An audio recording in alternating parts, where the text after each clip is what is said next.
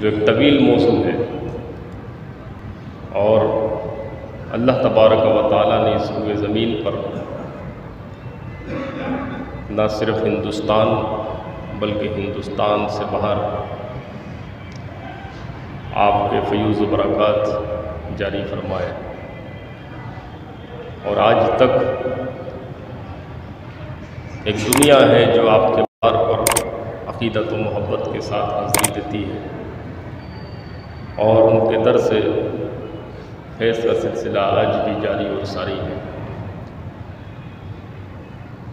ہند کی سرزمین پر خواجہ معین الدین چشتی رحمۃ اللہ تعالیٰ علیہ کی آمد یہ امت مسلمہ کے لیے اللہ تبارک و تعالیٰ کی طرف سے ایک عظیم تحفہ ہے۔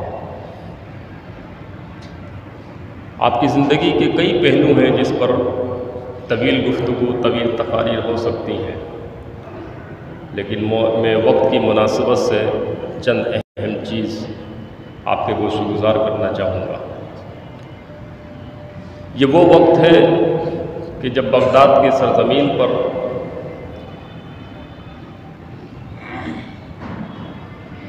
شیخ عبد القادر جیلانی رحمۃ اللہ تعالیٰ علیہ موجود تھے۔ یہ وہ وقت ہے جب ایران کی سرزمین پر شیخ احمد کبیر رفاعی رحمۃ اللہ تعالیٰ علیہ موجود ہے۔ یہ وہ وقت ہے جب خواجہ عثمان ہارونی رحمۃ اللہ تعالیٰ علیہ اس وقت موجود ہے۔ 14 رجب 530 ہجری، کتنی؟ 530 ہجری، سنجر کی سرزمین پر ایک سید گھرانے میں آپ تشریف لائے، اور ماں کی طرف سے آپ حسنی اور باپ کی طرف سے آپ حسینی ہیں۔ کیا ہے؟ نجیب الطرفین، نجیب الطرفین۔ یہ بھی اللہ تبارک و تعالیٰ کی ایک کمال عطا ہے کہ وہ جس سے کچھ کام لینا چاہتا ہے تو وہ دونوں صوتوں سے حسنی اور حسینی فیض جاری فرما دیتا ہے۔ جس طرح حضور سیدنا غوث اعظم رضی اللہ تعالیٰ عنہ نجیب الطرفین، اسی طرح خواجہ معین الدین چشتی رحمۃ اللہ تعالیٰ علیہ نجیب الطرفین ہے۔ آپ کے والد محترم غیاث الدین جو اپنے وقت کے سردار تھے، اور جس مقام پہ آپ تشریف فرما تھے، اللہ تبارک و تعالیٰ نے ان کو بہت زیادہ عزت سے نوازا تھا، اور چونکہ آل رسول ہونے کی وجہ سے ان کی عزت اور تعظیم اور زیادہ بڑھ گئی تھی، اور آپ کا سلسلہ نسب 8ویں پشت پر جا کر 8 پشت کے بعد امام موسیٰ کاظم رحمۃ اللہ تعالیٰ علیہ سے ملتا۔ کس سے؟ امام موسیٰ کاظم رحمۃ اللہ تعالیٰ علیہ۔ اور سنجر کا جو علاقہ ہے یہ سجستان، سنجر چھوٹا علاقہ ہے، سجستان کے وہ اندر ہے، اور یہ عراق کے قریب ایک گاؤں کا نام ہے۔ عراق کے قریب ایک گاؤں کا نام ہے جہاں تشریف لائے، اور یہ وہ زمانہ ہے کہ جب چنگیز خان اور اس کے جو لشکری تھے بڑے طاقتور ہو کر دنیا پر قبضہ کرنے کی کوششوں میں مصروف تھے، اور تاتاری مسلمان حکومتوں پر اور زمینوں پر بڑی بے دردی کے ساتھ قبضے کر رہے تھے۔ یہ وہی دور ہے کہ جس میں دریائے دجلہ 23 لاکھ مسلمانوں کے خون سے رنگین ہوا تھا۔ یہ وہ دور ہے کہ جس زمانے میں یہی دریائے دجلہ کا ایک کنارہ اگر 23 لاکھ مسلمانوں کے خون سے رنگا ہوا ہے تو دوسری طرف بغداد کی لائبریریاں اس کے اندر ڈبو دی گئی تھی۔ یعنی علم کا ایک بڑا سرمایہ جو ہے وہ دریا برد کیا جا چکا تھا، کس کی طرف سے؟ چنگیز حکومت کی طرف سے۔ تاتاری حملہ کرتے کرتے یہاں تک پہنچ چکے تھے، جس کی وجہ سے آپ کے والد محترم خواجہ معین الدین چشتی رحمۃ اللہ تعالیٰ علیہ کے والد غیاث الدین ہجرت کر کے دوسرے مقام پر منتقل ہو گئے، خراسان کی طرف آپ منتقل ہوئے۔ وہاں آپ نے ایک ٹائم گزارا اور اس کے بعد آپ کے والد کا انتقال ہو گیا۔ 15 سال کی عمر تھی خواجہ معین الدین چشتی رحمۃ اللہ تعالیٰ علیہ کی جب آپ کے والد اس دنیا سے کوچ کر گئے، یعنی ابھی آپ نوجوانی کی عمر میں تھے اور یتیم ہو گئے۔ یتیمی بھی اللہ تبارک و تعالیٰ کی طرف سے ایک بہت بڑی آزمائش ہوتی ہے۔ اس چکی سے پیسنا پڑتا۔ رسول اللہ صلی اللہ علیہ وسلم در یتیم اس دنیا میں تشریف لائے۔ غوث اعظم رحمۃ اللہ تعالیٰ علیہ چھوٹے تھے کہ والد کا سایہ سر سے اڑ گیا۔ خواجہ معین الدین چشتی رحمۃ اللہ تعالیٰ علیہ محض 15 سال کی عمر میں یتیم ہو گئے۔ جب آپ یتیم ہوئے تو آپ کو وراثت میں ایک پنچکی اور ایک انگور کا باغ، انگور کا ایک باغیچہ آپ کو وراثت میں ملا، اور آپ اس نوجوانی میں ہی اس پنچکی کے ذریعے سے پانی نکالتے تھے اور انگور کا باغ سینچتے تھے۔ محنت سے آپ نے روزی کمائی، زمین پر محنت کرتے تھے، زمین پر ہل چلاتے تھے، زمین پر یہ باغ آپ نے لگایا ہوا تھا، یہی آپ کا ذریعہ معاش تھا۔ بس اسی دوران جب آپ اس باغ کی خدمت پر لگے ہوئے تھے، حضرت ابراہیم قندوزی رحمۃ اللہ تعالیٰ علیہ مجذوب وہ وہاں چلے آئے، چونکہ خواجہ معین الدین چشتی رحمۃ اللہ تعالیٰ علیہ جس طرح غوث اعظم مادر ذات ولی ہیں، اسی طرح آپ بھی مادر ذات ولی ہیں۔ حضرت ابراہیم قندوزی رحمۃ اللہ تعالیٰ نے جب وہاں تشریف لائے تو آپ نے ان سے انگور مانگا۔ خواجہ معین الدین چشتی رحمۃ اللہ تعالیٰ علیہ اس وقت جب جوان تھے، ایک تشت میں انگور ان کو پیش کیا، انہوں نے وہ انگور کھایا، اور کھانے کے بعد جو منہ میں بچا ہوا تھا وہ خواجہ معین الدین چشتی رحمۃ اللہ تعالیٰ علیہ کے منہ میں ڈال دیا۔ بس وہ لینا تھا، نظر سے تو بھاپ گئے تھے کہ یہ مادر ذات ولی ہے، اور آگے اللہ نے اس سے دین کی بہت بڑی خدمت لے لی ہے، لہٰذا وہ جو چنگاری موجود تھی اندر، اس میں آگ بھڑکانی تھی۔ ابراہیم قندوزی رحمۃ اللہ تعالیٰ علیہ کے اس بچے ہوئے منہ کے لقمے میں وہ آگ موجود تھی۔ بس جو ہی خواجہ معین الدین چشتی رحمۃ اللہ تعالیٰ علیہ نے اس تبرک کو اپنے جسم کا حصہ بنایا، توحید کی وہ آگ بھڑک اٹھی۔ بس اس جوانی کی عمر میں آپ نے اپنا سب کچھ چھوڑا اور اللہ تبارک و تعالیٰ کی راہ میں نکل گئے۔ طویل سفر ہے وہ خواجہ معین الدین چشتی رحمۃ اللہ تعالیٰ علیہ کا۔ عام طور پہ جب ہم ولیوں کی بات کرتے ہیں تو ہم سمجھتے ہیں کہ بس ولایت یہی کہ ایک جگہ بیٹھ جاؤ، ایک حجرہ بنا لو اور اللہ اللہ کرتے رہو، باقی کسی سے کوئی واسطہ نہ ہو، کسی سے کوئی تعلق نہ ہو، رشتہ داریاں بھی چھوڑ دو، جو ہے دنیا کے معاملات سے بالکل قطع تعلق کر لو۔ نہیں، یہ رہبانیت ہے۔ کیا ہے؟ رہبانیت۔ لا رہبانیت فی الاسلام، اسلام میں رہبانیت نہیں ہے۔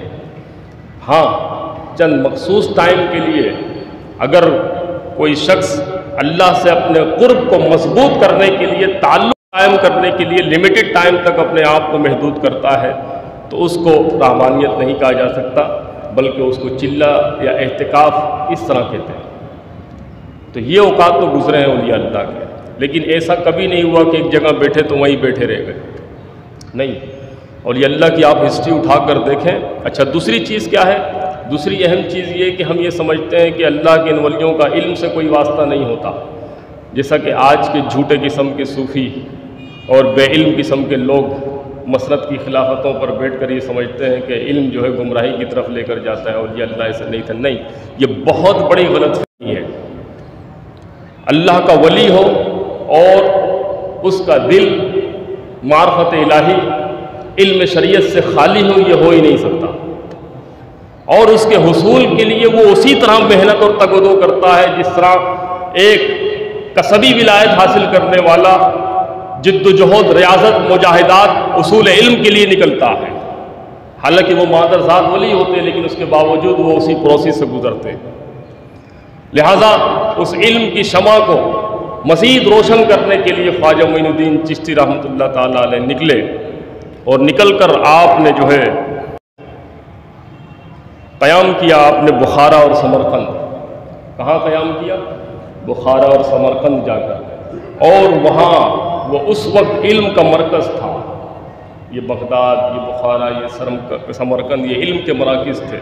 دور دراز سے لوگ علم پڑھنے کے لیے آتے تھے، وقت کے بڑے بڑے ائمہ موجود تھے۔ لہذا خواجہ معین الدین چشتی رحمۃ اللہ تعالیٰ علیہ نے ایک طویل عرصے تک علوم ظاہری حاصل کیا، علم شریعت پہ مہارت تامہ حاصل کی۔ علم دین سے ریلیٹڈ جتنے بھی علوم ہیں وہ تمام کے تمام آپ نے اپنے استادوں کے سامنے بیٹھ کر پڑھے ہیں۔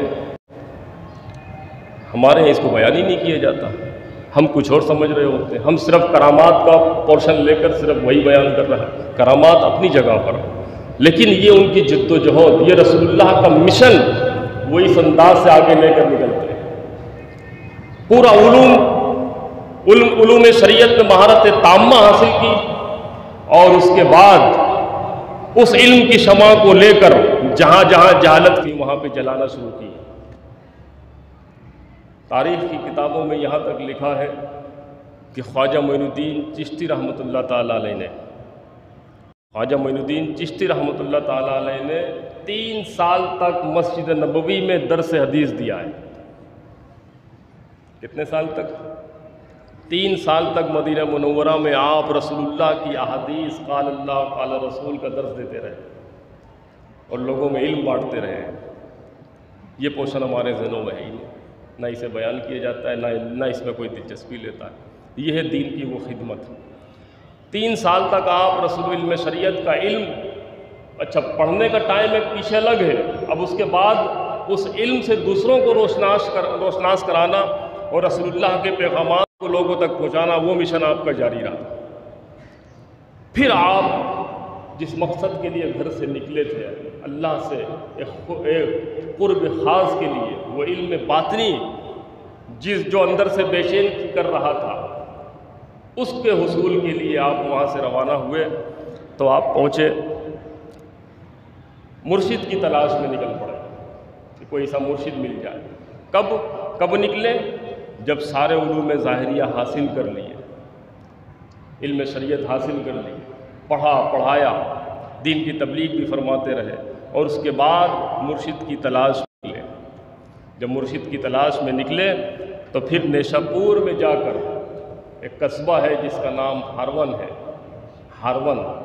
قصبہ ہارون میں آپ جا کر ملے حضرت خواجہ عثمان ہارونی رحمۃ اللہ تعالیٰ علیہ سے۔ عام طور پہ لوگ اس کو ہارونی پڑھتے ہیں، اور اچھا یہ لفظ اب مشہور ہارونی کے نام سے ہی ہو گیا ہے، حضرت خواجہ عثمان ہارونی، حالانکہ وہ علاقے سے منسوب ہے، علاقے کا نام ہے ہارون، اس علاقے کی نسبت سے حضرت خواجہ عثمان رحمۃ اللہ تعالیٰ علیہ ہارونی کہلاتے تھے۔ جب ان سے ملے تو یہ اپنے وقت کے پائے کے عالم بھی تھے، اور ان کے پاس علوم باطنی تھا، اور یہ علوم باطنی منتقل کرنے کے لیے منتظر تھے کسی ایسے مرید کی جو کامل اور اکمل ہو۔ لہذا جب خواجہ صاحب سے ملاقات ہوئی 562 ہجری میں، آپ ان سے مرید ہوئے حضرت خواجہ عثمان ہارونی رحمۃ اللہ تعالیٰ علیہ سے۔ کب؟ 562 ہجری میں، اور 561 ہجری میں بغداد کی سرزمین پر۔ اب اندازہ لگائیے اس وقت خواجہ معین الدین چشتی رحمۃ اللہ تعالیٰ علیہ کی عمر مبارک کتنی رہی ہوگی؟ 32 سال کی عمر میں۔ پیدائش کب کی ہے؟ 530 کی، 530 ہجری، اور 562 ہجری میں آپ مرید ہوتے ہیں حضرت خواجہ عثمان ہارونی رحمۃ اللہ تعالیٰ علیہ کے۔ 61 ہجری میں غوث اعظم کا انتقال، وہ وصال ہو چکا ہے۔ کتنی عمر ہوئی اس وقت؟ 32 سال۔